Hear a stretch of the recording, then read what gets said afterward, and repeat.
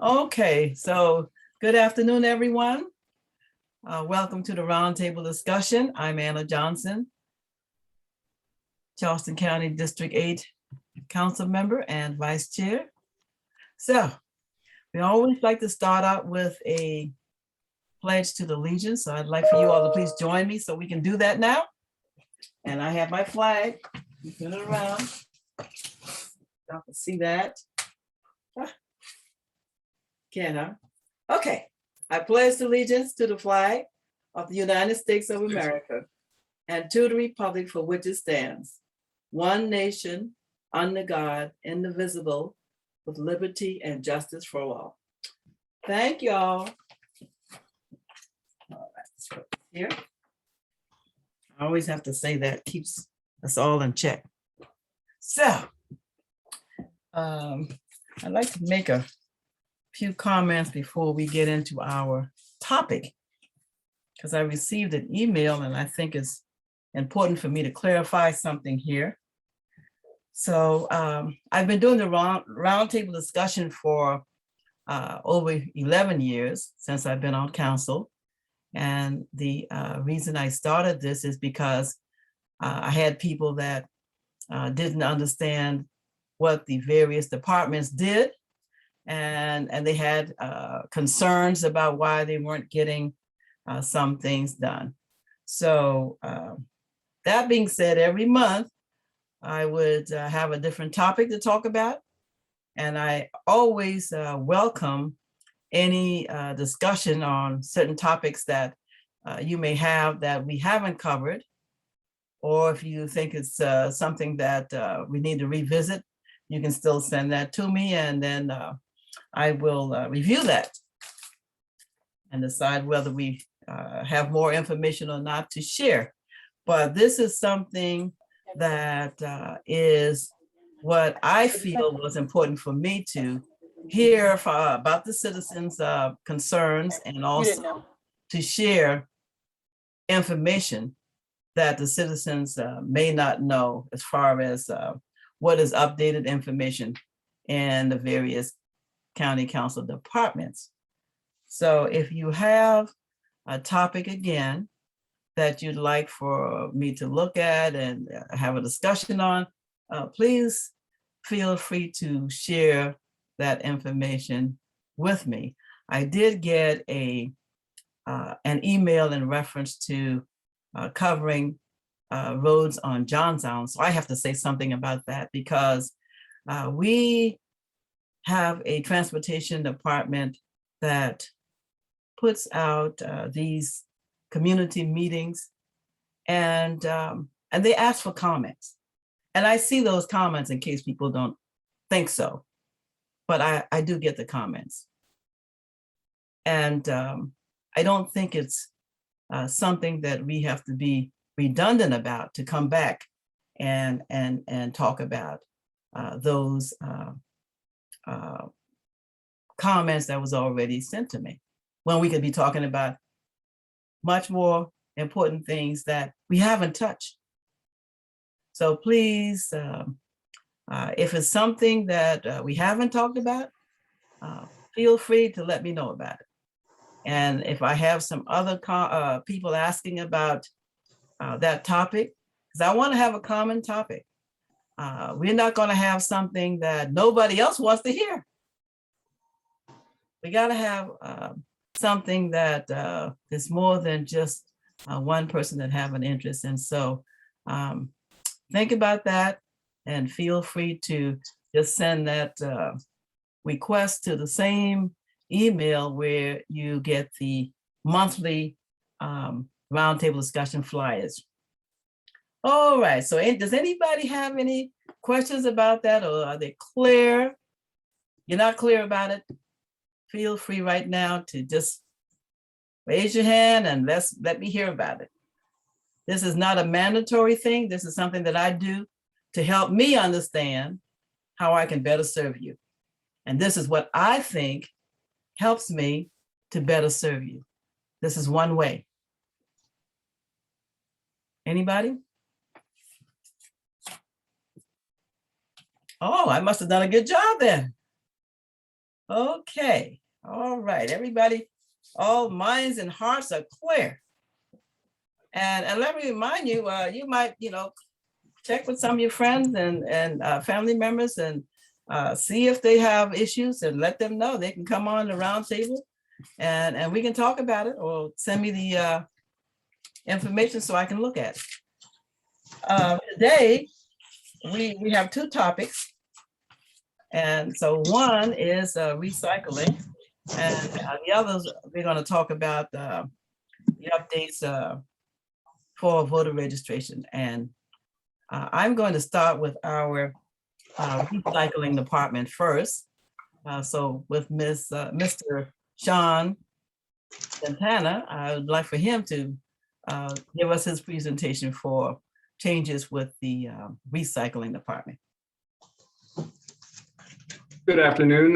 Give me 1 second. I just got to pull up the presentation.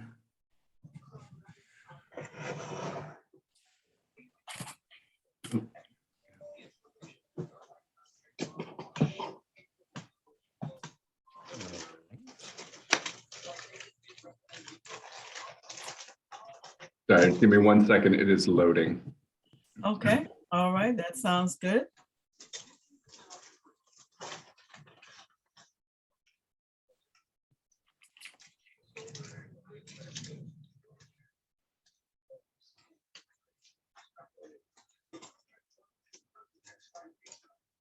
And while that's going on, I will say that I've served as the chair for our solid waste recycling department several times. Last year was the last time that I have headed the recycling solid waste committee. And it got some things accomplished. Last year I was very impressed with, as far as sharing, well, getting our name up on the building nice and big, and people are not complaining anymore, but they can't see the building, the name on it. And we had some employees that wanted to go to church on Sunday, and we were able to work that out where now their hours had been changed and they're off on Sunday. That was a very popular change within the county. Ms. Councilmember Johnson is speaking to the convenience center changes. While we did close on Sundays, we did expand hours on Wednesdays. So we maintained the same amount of hours available to the citizens, but also gave our employees the opportunity to be off on Sunday and get a little break. So they can go to church.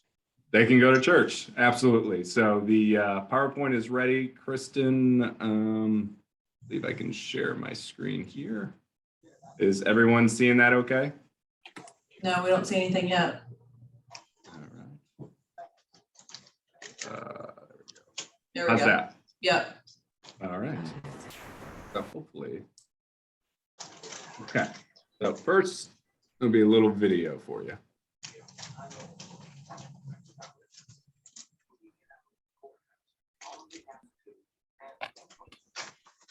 Come on.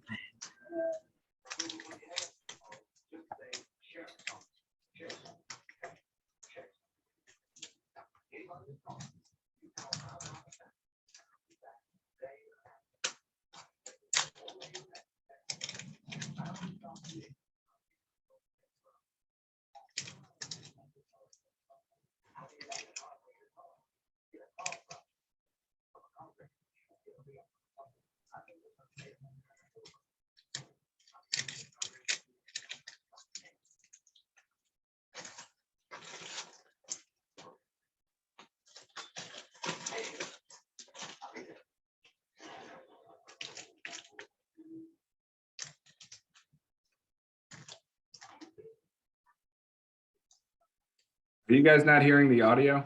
Absolutely not. Oh. I can hear it on my end. About that. We don't hear it. I don't hear Okay. Kristen, are you hearing it at all? No, I don't hear it, but when you just did whatever you just did, it sounded like it was coming up a little bit more. Okay. Go back. Let me know if you hear anything. No, we still don't hear it. Okay. All right. Well, we'll explain that in a little more detail, but first, what you're seeing here is basically, this is the Charleston County Recycling Center that opened in November of 2020. Councilmember Johnson actually referenced the signage we have on the front. Prior to her, when you drove by this building on Palmetto Commerce Parkway, there was very little signage. So now you can see it from the road and people know where to turn in. But it is a facility that opened up in 2020. Some of the things it can do, especially when you compare it to the Romney Street facility, which I think. Welcome to the Charleston County Material Recovery Facility, or commonly referred to as a MRF. This is one of the most advanced in the Southeast. What's that? The facility is owned by Charleston County and operated by Charleston Recycling Services. It's 82,000 square feet and can process 25 tons per hour. Recycling is a. Did you pull it up, Kristen? Yeah, can you hear it though, when I'm doing it? Yeah. Okay, yeah, let me do it then from my screen. Maybe it's just not doing videos from yours. Okay. All right, if I can get it now to do it.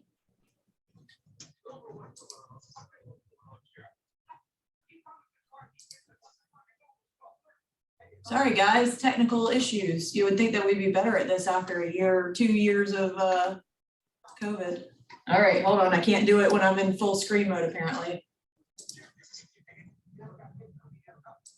Okay. Welcome to the Charleston County Material Recovery Facility, or commonly referred to as a MRF. This is one of the most advanced in the Southeast. The facility is owned by Charleston County and operated by Charleston Recycling Services.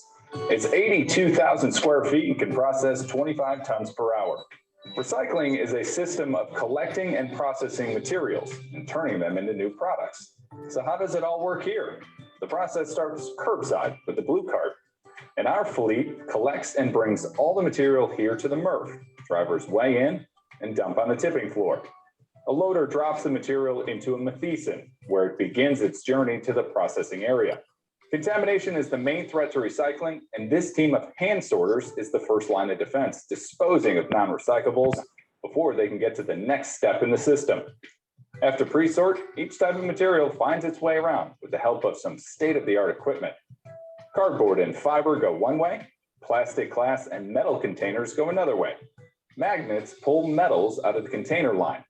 3 robots each conduct 80 picks per minute to help remove contaminants from the fiber line.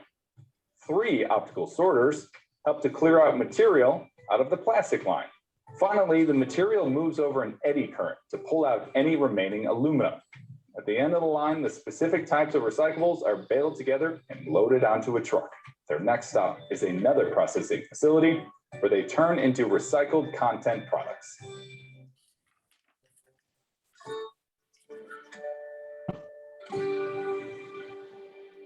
Right, if it's easier, Kristen, you just want to drive and I'll prompt. Sure. Okay.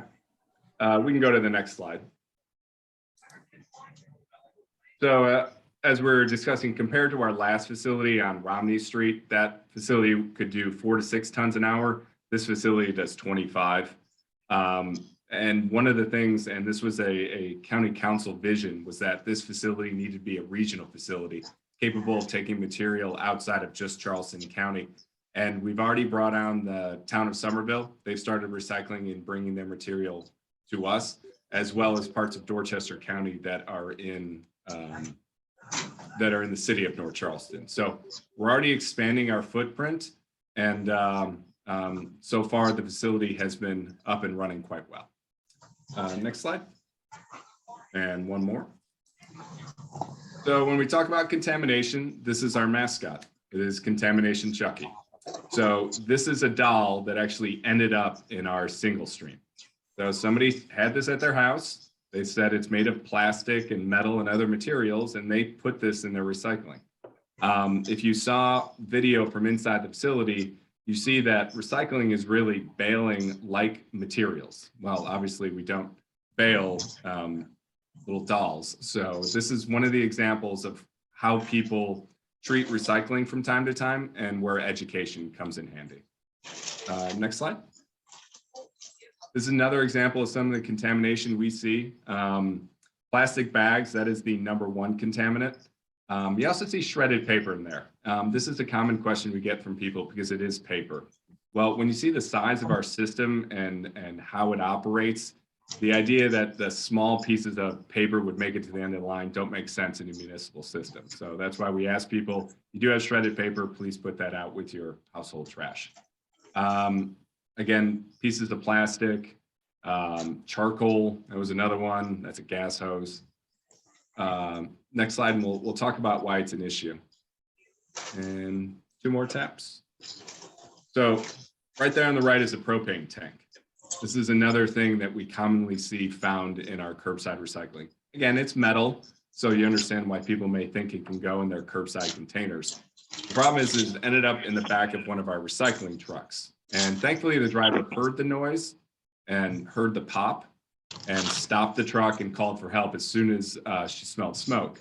Well, unfortunately, fire department arrived, but we had to pull out the entire load, spray inside, and clean this all up. But it was, it could have been a lot worse, but it was a situation where contamination really does harm the operation and could put people's lives in danger. Next slide, please. And one more. So what we've tried to do over the last few years is make recycling a lot more simple. One of the reasons for that is years ago, people would recycle based on the number on plastics, or 1, 3, 7s. Well, if it's not one of the things you see here on the screen, we ask that it not be put in curbside. So again, your plastic bottles and containers, aluminum and steel cans, cardboard, glass, and mixed paper. Next slide. Know your nose. Electronics end up in there, construction debris, shredded paper we mentioned, food waste. Food waste is one of those that if there's a little bit of styrofoam in the recycling, our team of hand sorters can pull that sort of stuff out. If there is a large amount of food waste, unfortunately, it could contaminate the rest of the load. So food waste is one of the most harmful to the rest of the recycling. Medical waste has actually been kind of an issue over the last probably year and a half. I don't know if it's a struggle for people figuring out what to do with medical waste, but we've had components of a dialysis machine end up in recycling. So you can imagine that can be a struggle for some of the hand sorters we have. Next slide. So a common question we get is, what do these recyclables turn into? So CRS is the one that operates the recycling center. And on the left, you'll see PW Plastics, Mohawk, International Paper, Georgia Pacific. Those are 4 domestic mills that our material goes to. So when you put your stuff in curbside, it comes here, it's sorted and baled. This is where it can end up. One of the cool things is Mohawk. It's a facility in Illinois. So your plastic bottles that end up there actually end up turning into carpeting. That's the image there in the bottom right of your screen. So it's cool to see what we recycle here and what it can turn into and where it ends up. This is a common issue we have from time to time, cart placement. Again, we operate with the side loaders. So the arm goes out, picks up the material, dumps it in. So if your cart is faced the wrong way, so if the handles are facing the street, there's a possibility that some of the material that's in your cart could end up on the street. So our guys do a really good job of making sure that doesn't happen. But again, when you're putting your cart out, handles to the house, keep it away from mailboxes or other trash cans if for some reason they're both picked up on the same day, and get it out by the curb by 7 a.m. And the one other thing I'll say to that is we do have a lot more sunlight right now, so it's not uncommon for our crews to be out past 7 o'clock at night. So just because you're not serviced when you get home from work doesn't mean we're done working yet. So if you do have a mispick, it's okay to wait until the next day to call us and we'll get out there and get it picked up. Cart tagging operations, we do this just about quarterly. We pick different neighborhoods, some with higher contamination rates and some that just need a little education. The card on the blue card right there, that's our educational one. So we'll have staff go by, flip the lid. If they see something in your cart that isn't too bad but shouldn't be in there, they'll mark that, leave that tag on.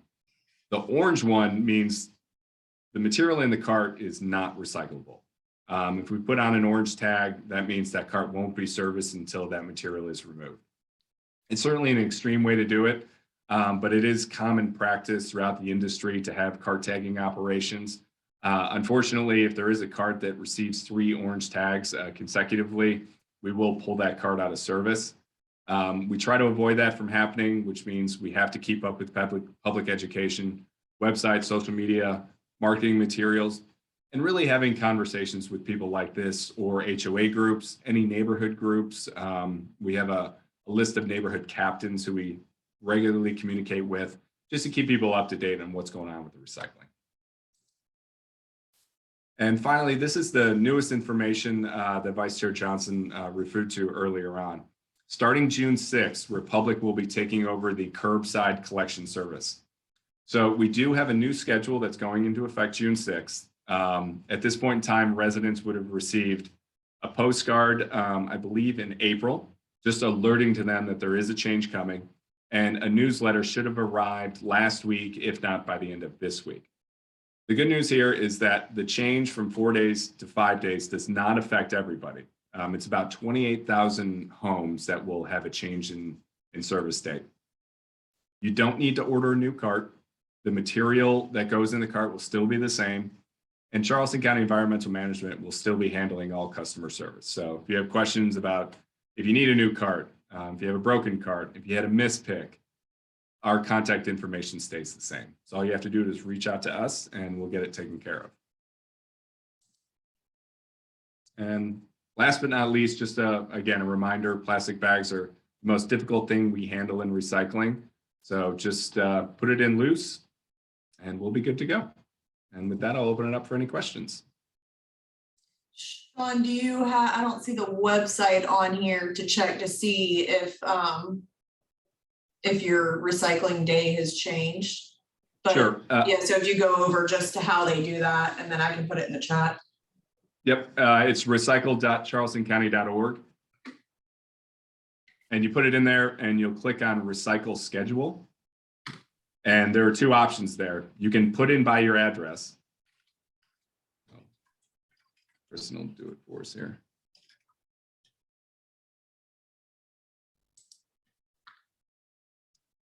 So click on recycle schedule. Right below there, the tab. There you go.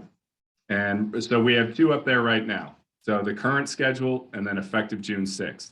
Click on either one of those tabs. And it'll prompt you to put your address in the top left corner. Does anybody want me to try their address and see if your recycle days changed?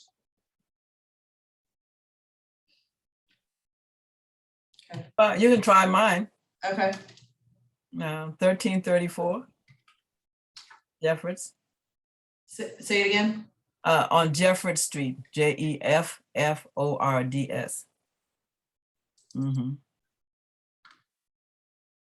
So Ms. Johnson's pickup day is Monday. I'm not sure if that's the same pickup day that you. Still the same.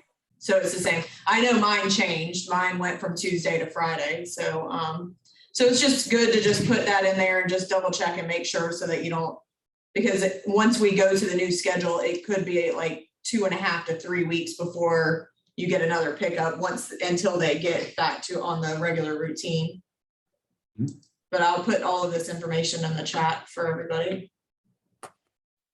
And we have a few extra people helping us out with the phone lines. So if people don't want to deal with surfing the internet, please give us a call. We'd be happy to look up your information.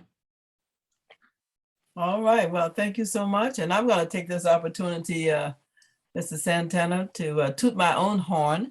I really do that. And I thought, as I looked at the video, there's a lot of things I was involved in.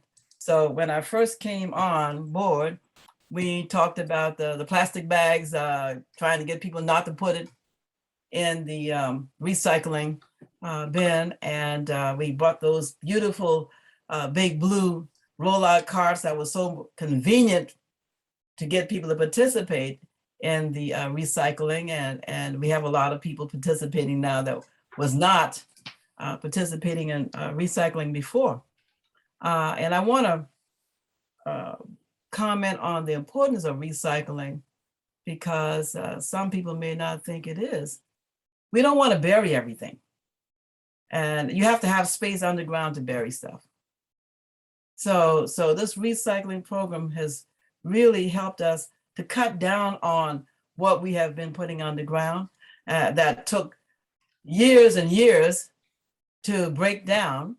Some probably didn't break down, like the plastic bags that we got from the grocery store, and so they had to stop putting that in the in the recycled bin.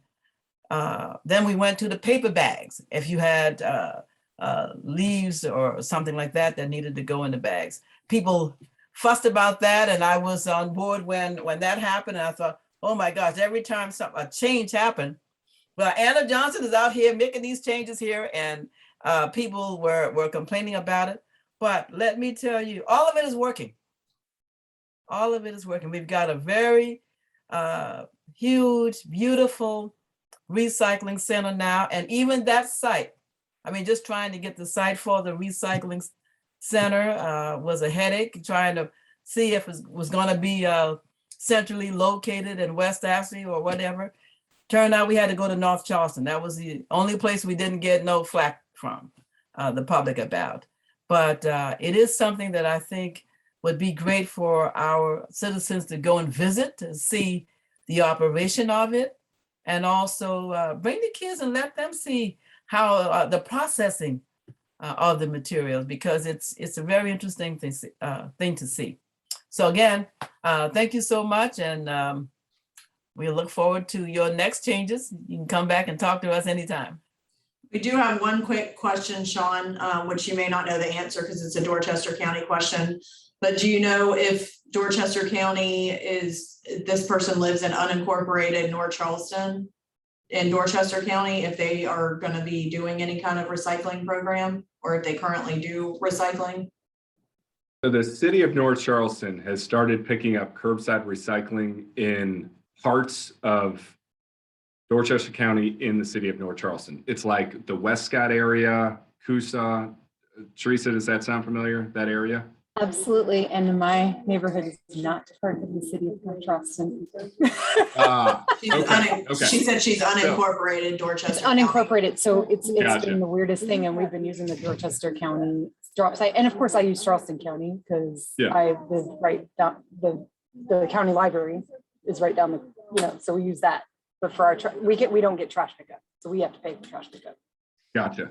So when I right saw that now, on North Charleston's page, I was like, oh, because you mentioned the regional facility, which I had seen, and honestly, thank you for new signage, because now I know what it is. yes, Because I had no idea. I'll credit to the vice chair for the signage, but there we go. Yeah, but I was just curious. Yeah, so the only curbside service that we provide is within the Charleston County limits. The regional part of this is that people are actually bringing us material that they're picking up. So, well, and that's my question, is because before, like these ferry sites, some of the other Charleston County sites, like these ferry, I would have to show ID to be able to drop stuff off there. Yeah, and that's still the case at our convenience centers. Okay. It's for Charleston County residents. Yep. That's what I thought. Yep. I just wanted to double check since I had somebody here. So, Thank you. Okay, and Mrs. Santana, I'm just thinking, we do have a recycling center on Farley Road that was expanded, and I think you are allowing people to drop off TV and electronic devices there. Yeah, it's you're referring to Signal Point. Yes. Mm-hmm. Yep, and I believe it's TVs, laptops, and printers are the three things that we take over there. All right, because we weren't taking those things before it was expanded. It was just a paper and cardboard type drop off. So we are happy about having that done. Also on Ms. Johnson's watch, I got to tell y'all, this is just really great to be able to see that Signal Point Center converted to what it is now. All right, next time. Take care. Thank you. Bye-bye. Okay, so we have next up, Mr. Kramer, Isaac Kramer, with voter registration department. So we want to hear from him because I know he has some nice, valuable information to share. All right. Well, thank you, Ms. Johnson. I'm going to share my screens. That way we can.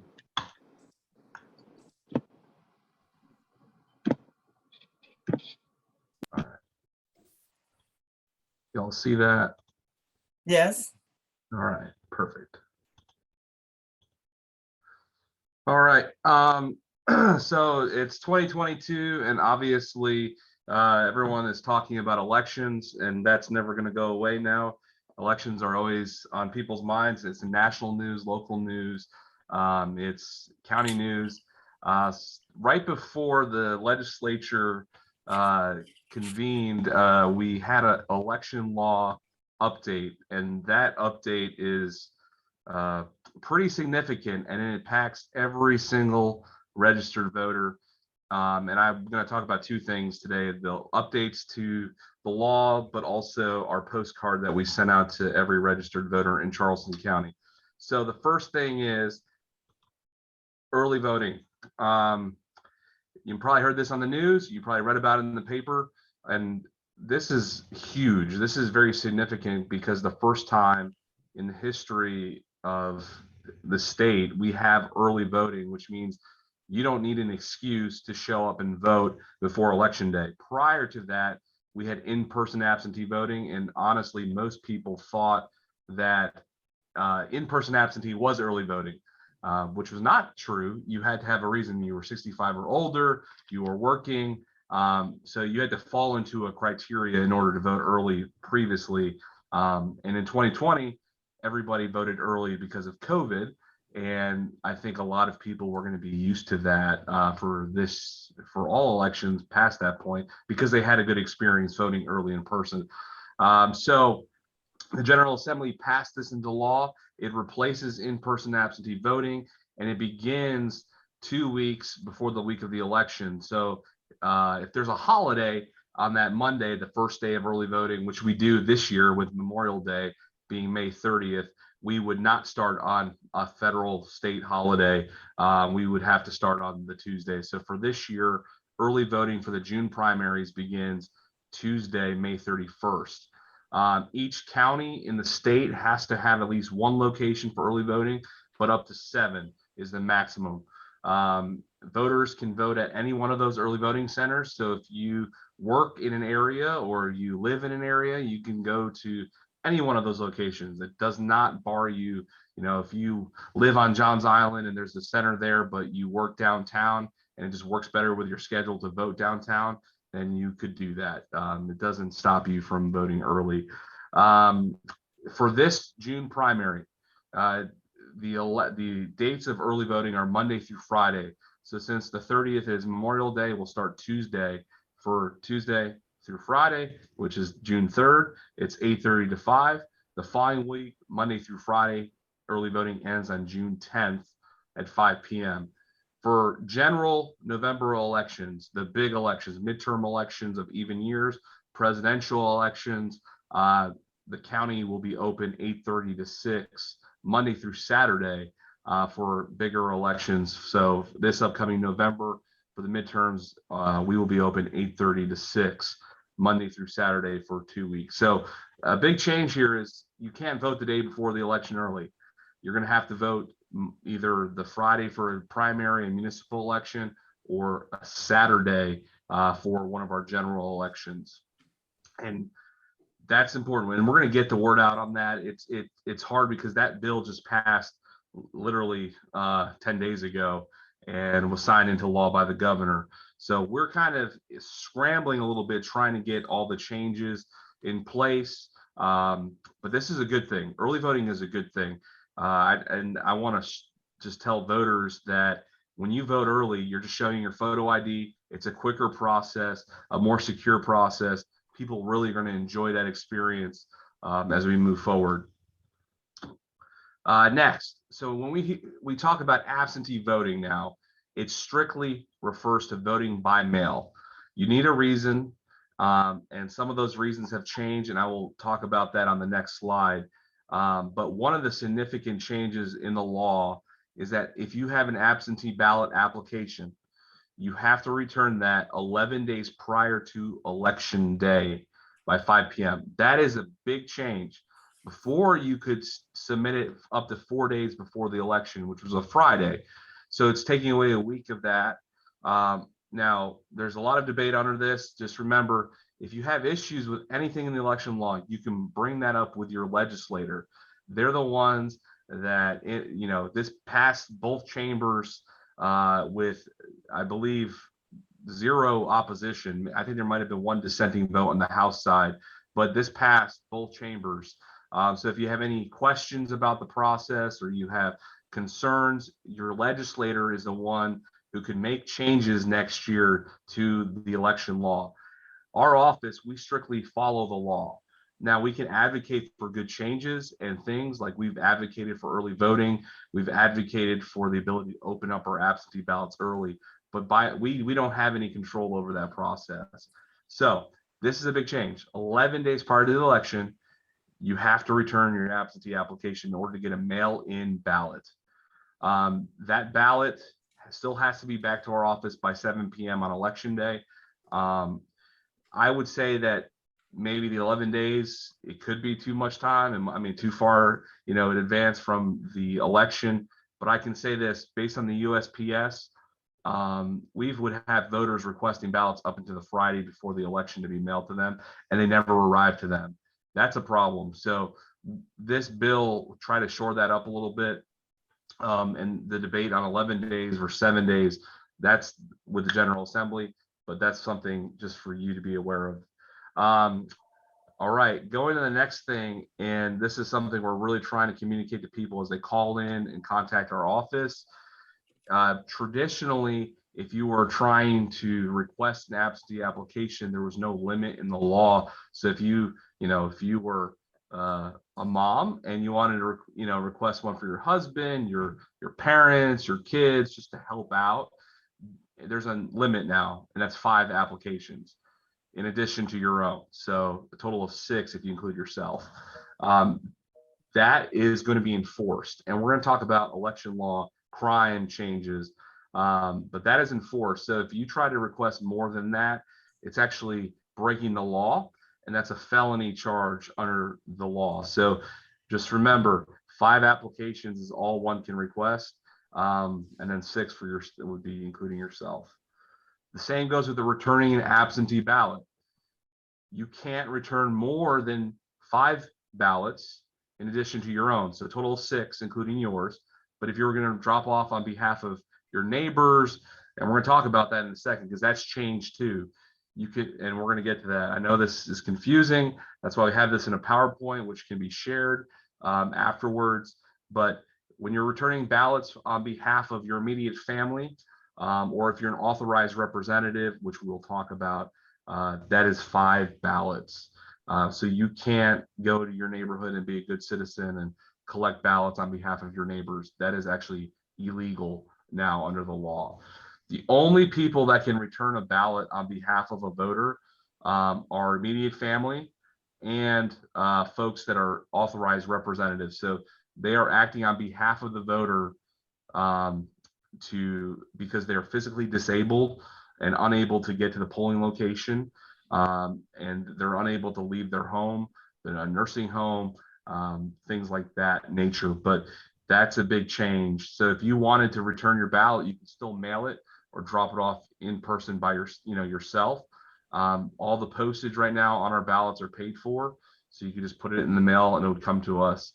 But this is a big change. So your immediate family really are the only ones that can return a ballot on your behalf, or if you're physically disabled, you can authorize somebody to do that for you. And there's a form in your absentee mail ballot package that you would fill out, and then the person returning it for you would sign. That's a major change. All right, so we're going to go down in bullet points. The next is when you request an application, you have to provide your name, your date of birth, and the last 4 of your social. That is in the law now. It wasn't in the law before, but now that it's clear that you have to provide that information. And if you're requested on behalf of someone else, that's the same exact thing you will need to provide. When you drop off ballots, you know, if you're dropping off your own or for somebody else, you will have to present your photo ID to drop that off, and we will verify that ID when you drop it off in person. I will take a quick second here. Is there any questions? Because that is a lot of information, but it's a big change. It's all over the state's website. Applications to be requested now, they have to come via mail, on the phone, or in person. The State Election Commission, and this is our office is kind of asked why this happened, but you can no longer request an application via email or fax or on the portal from the SE Votes webpage. Some voters have logged on and say, what happened to the portal? I'd always went there to get and download my application. The State Election Commission determined that is no longer allowed. The law didn't change on this. Their interpretation of the law did. And this is a big deal. And I personally do not agree with this decision. The State Election Commission director previously in 2009 allowed for this ability for voters to return applications via email, fax, and an online portal that was accessible on SE Votes. And we're not allowed to accept them anymore. So if you were to email us an application or email us a request, we will respond and tell you, you can mail the application in, you can drop it off in person. That's the only way you can do it. And if you're requesting one, you need to mail it, you're requesting, or you got to call our office at this number. It's a big change. We don't agree with the change, but the State Election Commission is the one who sets the procedures for this, which we have to follow as a county. I do see a hand up. I can answer a question about this. Well, I'm glad you said that again, because I wrote it down, because that's a question I get a lot as the public library. And of course, we'll be sharing this presentation once it's made available with my staff, because we get these questions a lot. I've even been getting them even today. I showed a patron how to look at her. I don't know where, you know, she just moved here, so she didn't know where to vote. So we looked up her, and that's also came up. I think the commission's been doing a good job of letting the Johns Island residents know of their new polling location, because we are a new polling location. So it's exciting. So, Yeah. but that was really it, is just so they can't, can they download the application and mail or drop it off? Like, is it still on the website? No. No. So to get the application, Yeah, they have if to. you were to go online to SE Votes, there will be a little Okay. pop-up that will come up and say this is no longer allowed. Okay. They direct you to contact the county office. And I want to make this very clear. I am not happy with this. I'm actually very upset Me too. about this change, especially in the middle of an election for the primaries. And I have voiced that concern. And if this doesn't change, my board and we will be pursuing what we can do, you know, because this interpretation of the law changed like overnight. And I understand that there are things in the bill that could concern folks, but the bill didn't change on the language for returning an application. Just give you some context, and this is going in the weeds a little bit, but in 2004, there was a Electronics Transmission Federal Act, a law that was passed that would basically allow email, fax to fall under the mail return category. And the AG opinion of 2009 from Governor McMaster, then he was the Attorney General, did agree that we county boards can accept email and fax application, even though the law said by mail. So two things could happen here. One, the General Assembly revisits this next year in January. Then we can get some bills pre-filed, and they can make a clarification in the law saying online email delivery fax is permissible. They could do that. Two, the Board of Elections in Columbia, the South Carolina Election Commission, they have their own board. They voted on this. they could revisit this and vote again and say, we rescind that policy because this is something they have set in motion. Trust me, I don't agree with them. I've let legislators know about this change that they have made, but we are limited in our ability. I have to follow by law the procedures set forth by the State Election Commission, or I am under violation of law. So I can't do anything other than bring up my displeasure or why I believe that was incorrect. So we're going to move on. I can, I got Thank you a lot for here. answering the question. Yeah, we got a lot here. But once again, we're making this available. We're trying to update voters. We have this on our website, which I'll show you a little bit about an actual PDF document we have. Absentee voting. So I talked about there was a change kind of made to some of the reasons to vote absentee by mail. So when we say absentee, remember, it's voting by mail. But I'm going to say that absentee by mail so that way people start equating that with it.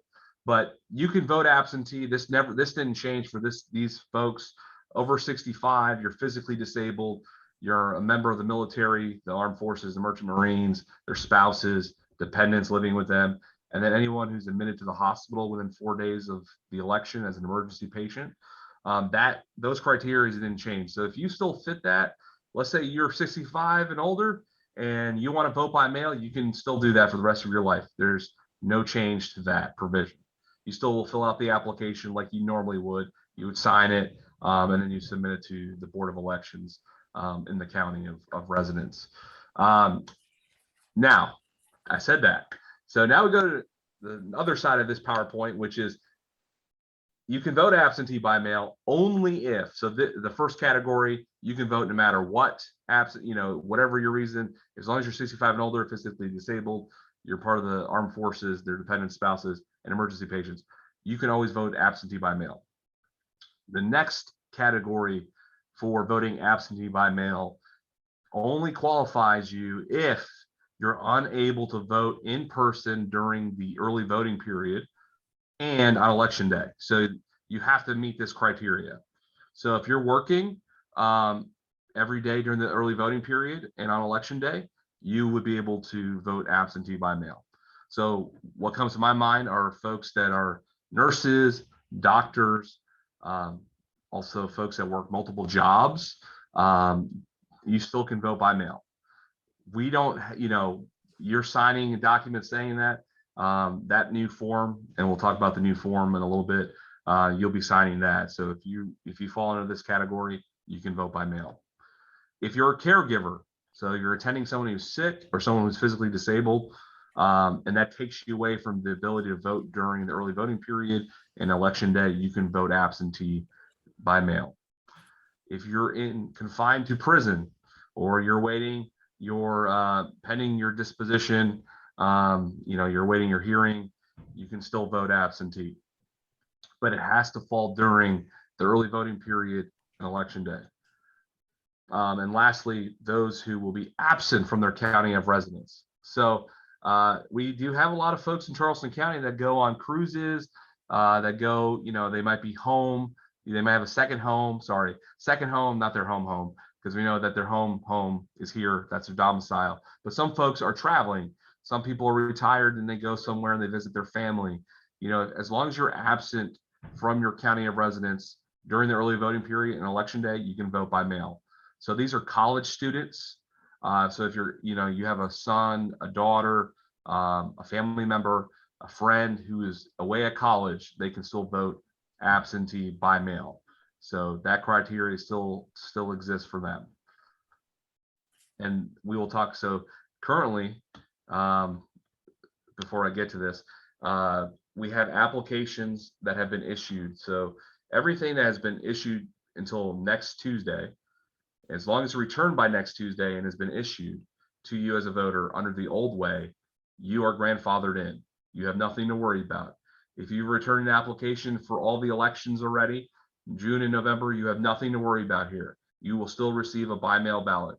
Under the current law that was passed, you don't have to worry. Even though the law has changed in these areas, the law does say that if you return an application already, you still get to vote absentee by mail. So No, don't worry about that. But everything up until after May 31st, the State Election Commission will have the new application with these reasons listed. It's a new application, will be issued from May 31st for the rest of time. And that application will be the one that you need to return. So hypothetically, if you requested an application this week and you did not return it by Tuesday, you will not have the old application honored. That goes for even the November election. So this upcoming Tuesday is your deadline to return an application that you have already requested. And if you haven't done that, if you haven't requested or you haven't returned, the new application will be the new one that you have to do. And that will be because of the law change. This is a lot, and I understand this. And this is during a roundtable discussion. Yes. And you know, I have media interviews this week.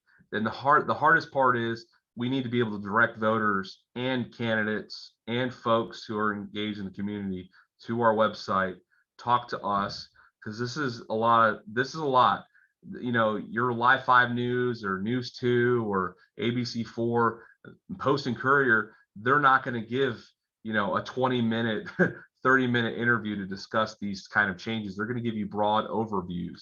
So that's why we're going to keep pointing people to our website, our social media pages, because we're going to highlight these changes. Or if you call our office, you'll be notified of this as well. So, you know, so far we have gotten calls from people that, you know, are frustrated with some of these changes to absentee voting, especially the online part,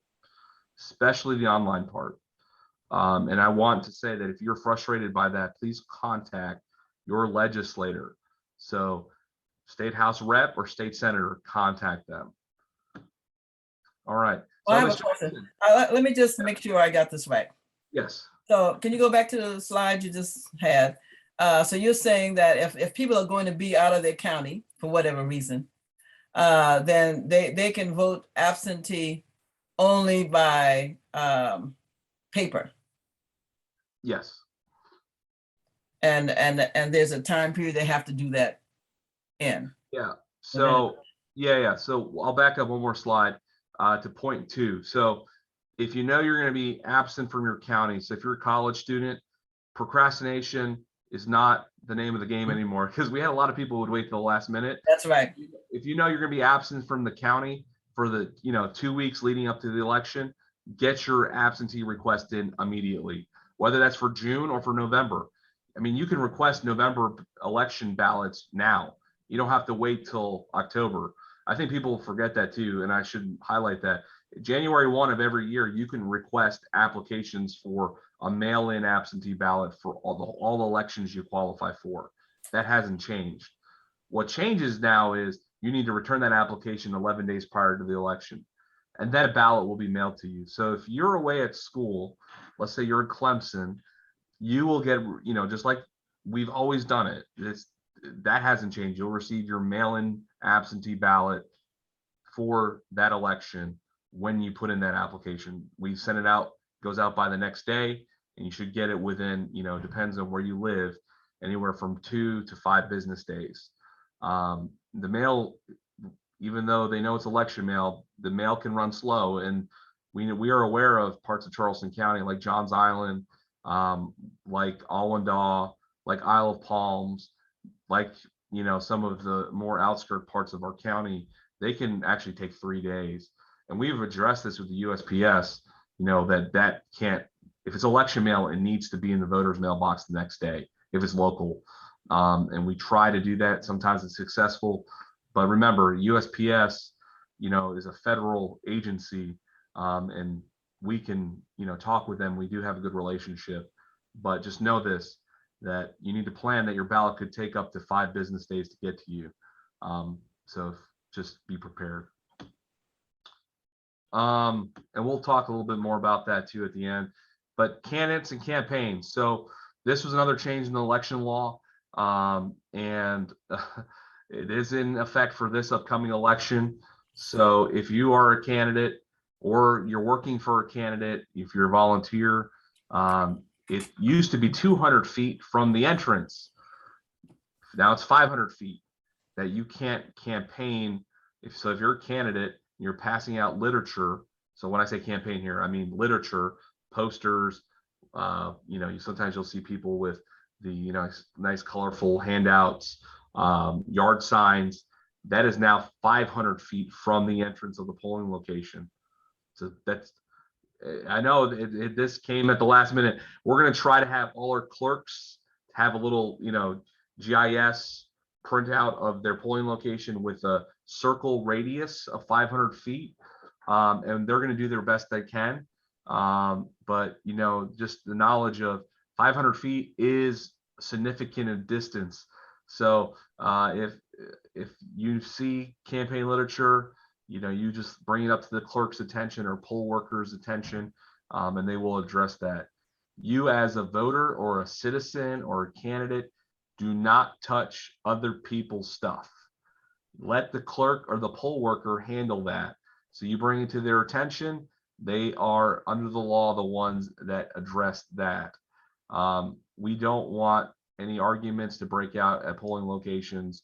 That we want our poll workers that are trained to be the ones that handle that. So if you have a complaint, you're upset about something, the voting process, or a candidate you feel is disrupting the election process, bring that up to the clerk and the poll worker. Don't talk to the candidate. Don't talk to the volunteers. Talk to the clerk of the election polling location. I see a hand, but 1 second. Let me just finish the couple points here. If you're a candidate, you can still wear your name badge, which I believe is 4¼ by 4¼ you can still say your name and the office you're seeking. Outside the polling location, you can still shake hands, say hello to everybody, and talk with them, and you can do that as a candidate. What you can't do is go inside the polling location and have the name badge on. Once you go inside the polling location, that name badge comes off. You can still say hello to people and say hi. And I'm just using Miss Johnson as an example here. But you can say, hi, I'm Anna Johnson, and I'm running for District 8, and that's what she can do. But she cannot, inside the polling location, go say, vote for me, vote for me, vote for me, and yell and jump up and down. That she can't do. But outside the polling location, she can greet voters, say hello, tell them to vote for her, and that's fine. In the line. And if they're in the line. In the line, yes. And if there are complaints, if people believe she is overstepping her limit, they'll notify the clerk. That's what I'm saying. They should not, if they go up to Miss Johnson said, okay, thanks for letting me know, but you have to tell the clerk. And the clerk will notify us, and the clerk will talk to, whoever the candidate is. And once we get notifications of something happening, we will call the candidate and say, hey, we're getting reports of this, that you're disrupting the election process. Can you please move? And I can tell you right now that every call that I've ever had in my years of working here, when you talk to a candidate and you tell them people are complaining, they happily move. They don't want to have any issues on election day. And that goes for both, Republican, Democrat, Green Party, it doesn't matter. You talk to the candidate, they generally understand. They're running for an election. So, and then in 2023, this is not for this year, but this, so a candidate can't file for more than one office on the ballot. So you can't show up a bunch of times, either, as working families, Democrat, Green Party, Republican, Libertarian. You can only, run for one party. So if you want to run as a Republican, that's it. If you want to run as a Green Party, that's it. You can't, what they called fusion candidates back, and you might see a couple this year because the law doesn't go into effect until 2023. So that's the candidates and campaigning changes. Teresa, I can answer the hand up that you have. Well, I just had a question because you were talking about campaign signage within 500 feet of a polling location. And since I am now at a polling location leading up to an election. Yes. And sometimes, I see political signs along Maybank Highway. So is that something, if we see that it's too close to our entrance, should we call the Board of Elections? Are y'all going to send us any more information about that? So yeah, so here's the your clerk of your polling location on election day, that's when it applies. It doesn't apply Leading up to. leading up to. Okay, And- that was my question. But this is a good question too. We do get a lot of calls, emails, concerns about political signs during the 30 days or 45 days or year up to an election. We have no jurisdiction. You know, you can yell and scream and tell us, I don't believe signs should be up. Well, that's not our call. That is the municipality's ordinances or the county's ordinances when it comes to campaign signs. And that is not the only day of the year or days of the year that matter to us for campaign signs or election day and early voting. So if early voting is going on at a location, then we will enforce the 500-foot rule, and the location doesn't have to worry about being the ones that enforce that. We will.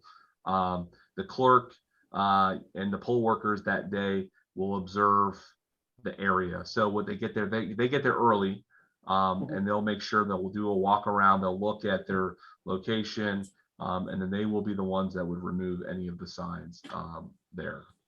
So that's a good question. Thank you for that, because I think we are slated to be an early voting later, leading up to You the are. general. Yeah, we're going to talk about that. We're going to talk about that at the end, because I want to give people hope for the end of the year. I know there's a lot of here and it seems negative, but there's a lot of good that will come from this. So Mr. Kramer, Yes, ma'am. I just need to follow up on this candidate's putting out signs within 500 feet. So if the signs are on private property, do you have the right to send your workers on private property? Because I No. don't think you should. No, we don't. So this has actually been looked at before.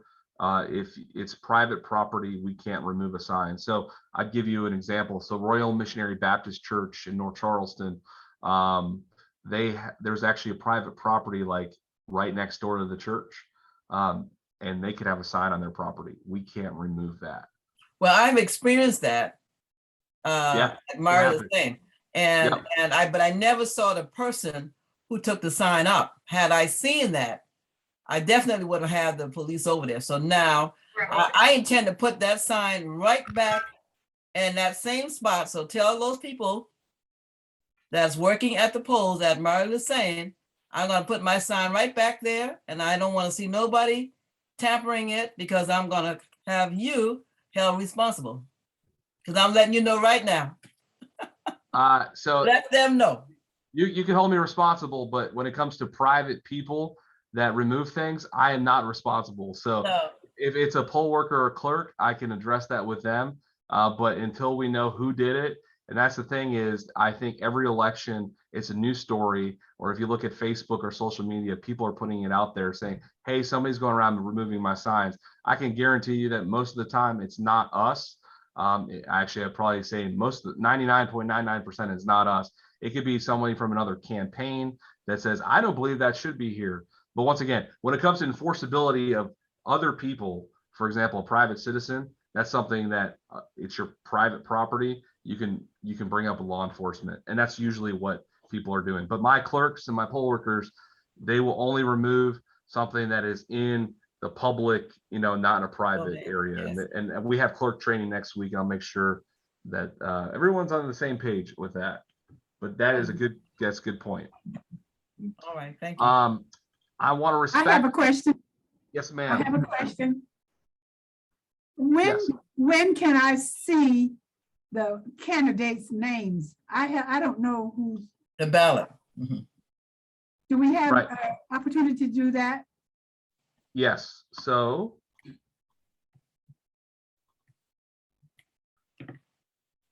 are you still seeing my screen here?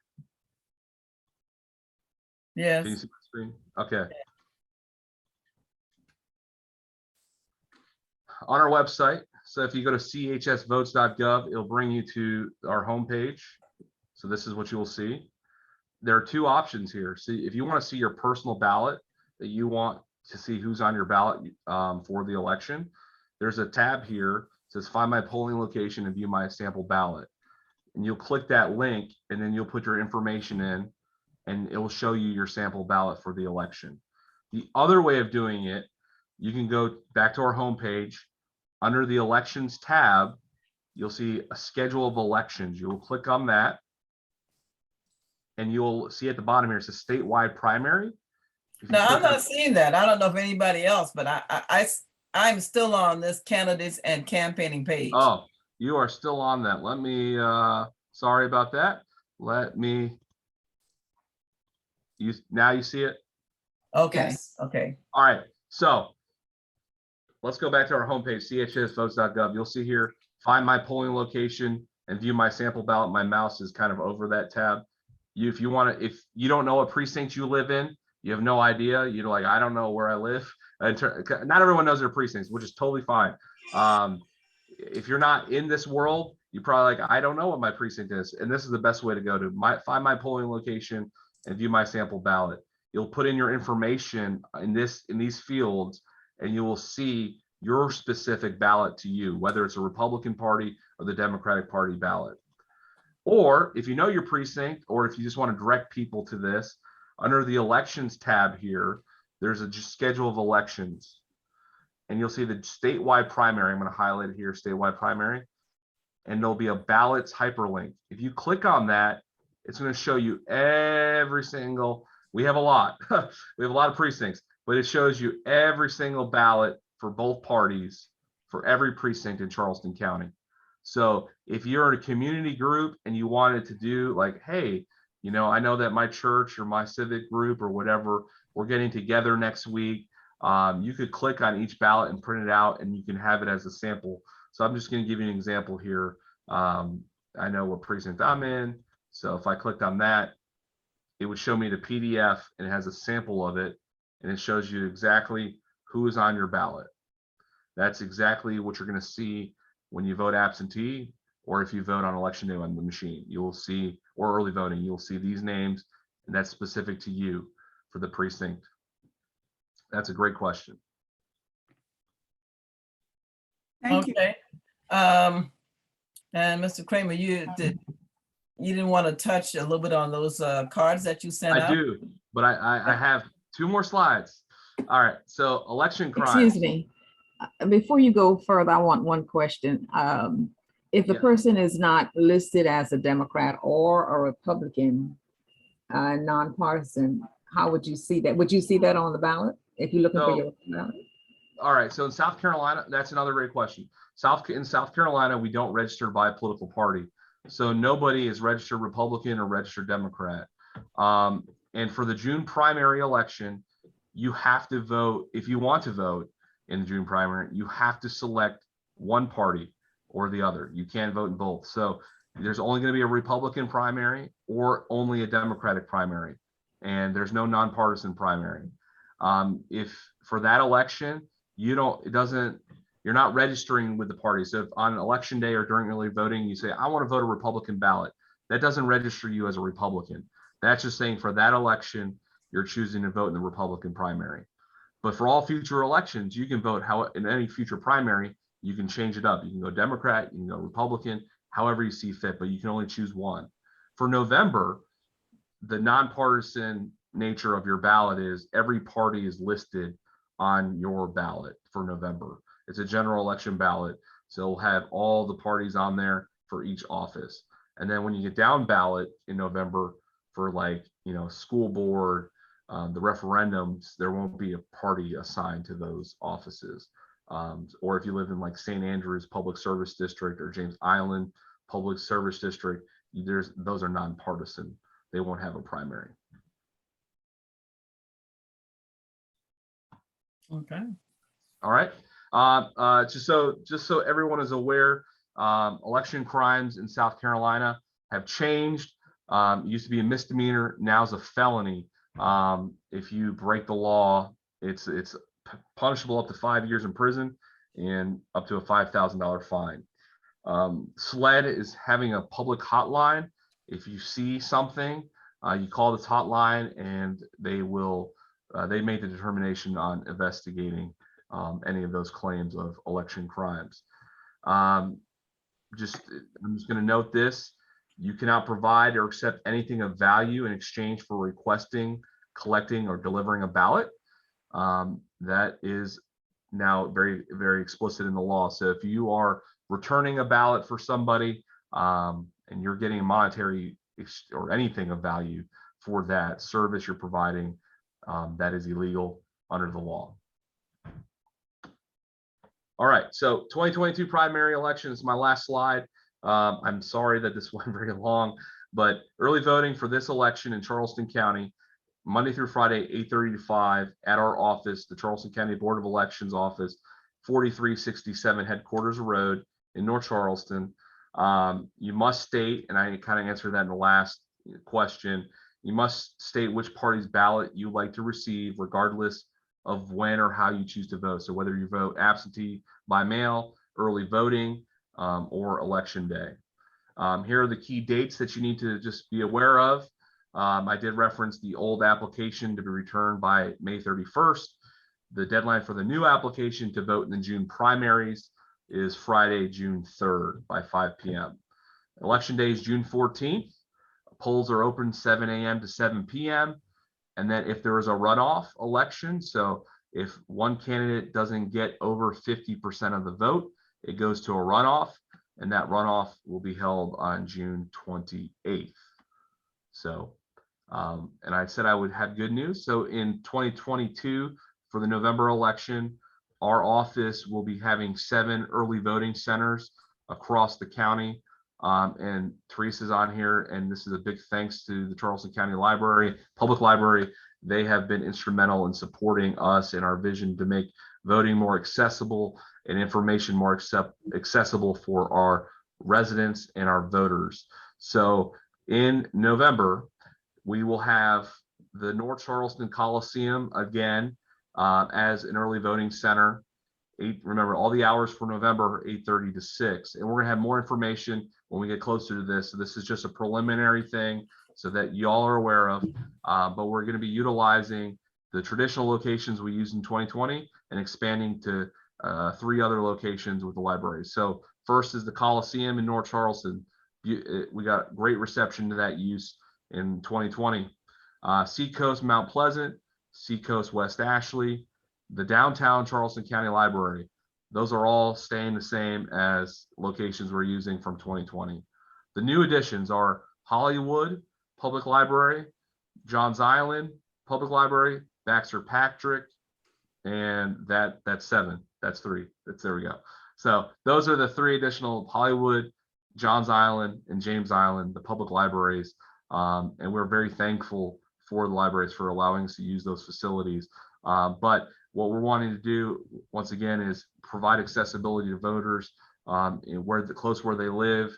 And my goal is one day, hopefully next year, is we're going to continue to see early voting as such a popular thing. In 2020, 102,000 voters voted early in Charleston County in person. Give that historical perspective. Typically in a presidential election, early voting in person would only account for maybe 40 to 50,000 people. So, and that was in 2016, and that's because we expanded. In 2012, we only had like 20,000 people vote in person early.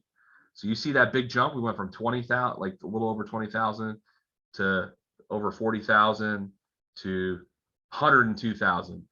My thinking is with this year, with the midterm elections, we're going to see a very high turnout in early voting for our residents, and it's going to be the preferred way of voting prior to election day. So anyway, that's. Could you repeat that? The 20,000 you got in what year? In 2012, it's over 20,000, and we have like a little sign in our office. Yeah, basically in 2020 or 2012, we had just about 20,000 people voted early in person, and then in 2020 you got 2020 we had roughly 43,000, or sorry, 2016 we had roughly 43,000 people vote early in person, and then in 2020 with expanding to downtown, and then basically everybody under the law could vote early because of COVID, we had 102,000 people vote. And I just want to give you a quick perspective of that. Election day turnout for a presidential election on election day is usually about 115 to 120,000. So we voted large amount of people early. And I think that was amazing, and a lot of people enjoyed that. We're going to expand it here for 2022 with the November midterms, and I think really people are going to enjoy, especially in Johns Island, Wanmala Island, Hollywood, Adams Run, Ravenel. You know, they're going to be able to vote closer to where they live, and that is something that is monumental to our citizens and our voters. I want everyone to be aware that in 2012, the only offsite location Charleston County had was right here by our office. It's now the new sheriff's building. Back then it was the SC&G building. And then 2016, we only had Mount Pleasant, Seacoast, both Seacoast and Mount Pleasant, West Ashley, and then in North Charleston. So we're continuing to, expand our efforts. The law cuts it out at 7, but if it's so popular and people are enjoying it, they might look to expand it again. And we will advocate for that because we want to make sure that every registered voter has access for early voting. All right. A postcard. So we sent out a postcard because of redistricting. Redistricting was passed by the General Assembly. We did not make those changes.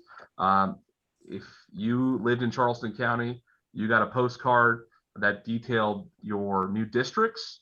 On the front of that card, it says, your voting districts, and it said your residence address, and it also said your polling location. That is handy for you. If you live in West Ashley, you are now in Congressional 6. So you used to be in Congressional 1. That's a big change. So we get that. We're getting those calls. So when you go to the polls in June and November, be vote ready. So the best way to go and see your voter profile is scvotes.gov, and it'll list all your districts. It'll give you your sample ballot. It'll show you your polling location. But this card was sent from us with the support of County Council and the administration to notify our voters that their districts have changed. Another thing with that, school board. So your school board, under the new law it passed in 2020, goes into effect for this year. If you are going to vote in the school board, you're going to file for school board, you file for the district you live in. So it mirrors county council districts. So if you live in District 1 County Council, you're now in School Board District 1. Before, you could vote for the whole slate of people from wherever it was at large. You could vote for North area, west of the Ashley, East Cooper, Peninsula. That has changed in the law. Now they run by districts and they're elected by districts. So you will only have one person on the ballot for you in 2022 in November. That is a change from the legislature. It's different how we do school boards, but that went into effect, and that you'll see that school district. It's called School Board of Trustees on the postcard, and also when you look up your voter profile on scvotes.gov. Once again, we did not have to send out this postcard. We wanted to do this because we believe that people that are vote ready, they're informed, they know what's going on, can be aware of the changes. And we know that this affected every single Charleston County voter with redistricting. And we really wanted to make sure people were aware of those changes because it really didn't get a lot of press coverage. This postcard went to every single registered voter. And, some people were confused maybe why they received it. But there's a little blurb on the back of the card that kind of talked about the changes and what to look for. We want our voters to be aware of where they're going to go vote and also who they're going to vote for. That's very important. But yeah, that is my very long presentation on all the things that have happened in the last 3 weeks with elections. But here's the goal. Our goal is to try to make this bite-sized information, and we'll have updates on our website, Facebook posts, Instagram, Twitter. Follow us. Your election source for news is in your community center. It's not your church. You need to come directly to the source, which is our website, our office, because what happens is in the game of telephone, people, might only say a bit of something, and then that by the time it gets to that last person, it's something totally different. So if you want the up-to-date election information, go to our website, chsvotes.gov, or you can contact us. We have live chat. You go to that website, you can chat with someone from our office, or you can call us at 843-744-8683. And those are the two best ways to communicate with us. I don't want you to drive all the way to North Charleston if we can handle something via live chat or a phone call. So any other questions? And I know this is a lot of information. I appreciate your patience and listening. But y'all saw this last slide, right? Just want to make sure this primary, yeah, you see that. Perfect. All right. Well, I certainly want to thank you, Mr. Kramer, for bringing all the information you shared with us today. This was, the session is recorded, so it will be provided on the county's website, and certainly it'll be sent out to everybody that's on our mailing list. So again, the information will be spread, and I certainly appreciate you coming on. And also, I have to say thank you to the library director for allowing us to be able to share these information at the library. Library has played a really important role with us as far as getting out information about COVID, and a whole lot of information. I don't need to start naming them, but for this opportunity to have you to talk about going to do early voting is really great in the community. So I thank you for setting all of that up, and I know you have the voter-mobile, I call it. That are you going to be utilizing that as well this time, or no? All right. Well, the answer is that was the plan, and we actually are going to be putting out an attorney general's opinion. I want to say this with all sincerity and respect to the state election commission, but they interpreted the law that we cannot use the satellite voting unit, which I don't believe, nor my board believes. The bill says the county boards set the hours and locations, and we believe the earlier bill said it had to be at a fixed location. That provision was removed. It was removed from the bill, which would allow us to use the satellite voting unit, or the mobile voting unit, as people have come to know. But the goal here is we don't have enough time to fight this the way we want to for the June primary. But mark my words, for next year, the satellite voting unit will be deployed if the Attorney General and the legislature agrees with us, which I believe they will, that we should be able to use this for all elections going forward. Now, we still are capped at 7, but if we want to use it for a municipal election, like for next year, which our voters have loved, when we go out to Hollywood, we've gone out to Isle of Palm, Sullivan's Island, we've been around to all it's not little, they're big now. The big libraries around Charleston County. No, they're big now, and thankful for that, because we can use them for early voting because they're big enough. The conference centers are big enough for us. We use them for their parking, for the in-person absentee at the time with the satellite voting unit. So the goal is, yes, unfortunately, and I've had to tell this to many people, we have to follow right now with what the state said, but we don't agree with it, and we're going to pursue our options to get that in place for accessibility for you all. This is not for me. This is because I want to make voting accessible to the residents of Charleston County, because I believe that if you live in Allendale, if you live in Hollywood, you live in Adams Run, you live in Wadmalaw, you live on Johns Island, and we know the hotly debates about our traffic. If it takes you 45 minutes to an hour to go vote early, because that's the only day you can vote, that's a problem. We want to make sure people can vote close to where they live. And I understand the June primaries, unfortunately, we're not going to be able to do that, but you're going to have somebody here who's going to be advocating for that, for us, for Charleston County. So we bought that, and it's to be used for you to be able to vote near where you live. So thank you to our county council, because they have supported this office with everything. We're going to be getting a new building. We're going to be, looking at that.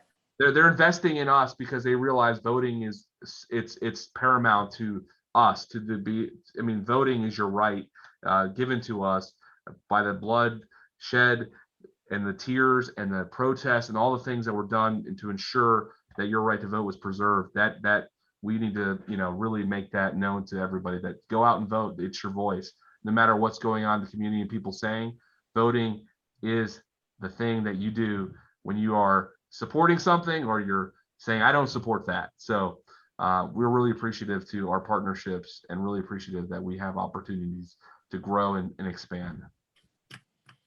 Thank you again. So now, let's give him please his applause because this was very good. Thank you so much. All right, our next month's topic would be with the Parks and Recreation Department. So you all should be receiving your notification about that. And we're trying to do some big things with them at the Parks and Recreation. So please join us the next time. Until then, I wish everyone would have a great afternoon. Bye now. Hi, everybody. Oh, and thank you, Miss Kristen Worstner, for all that you're doing with us to make this possible. Of course. Okay.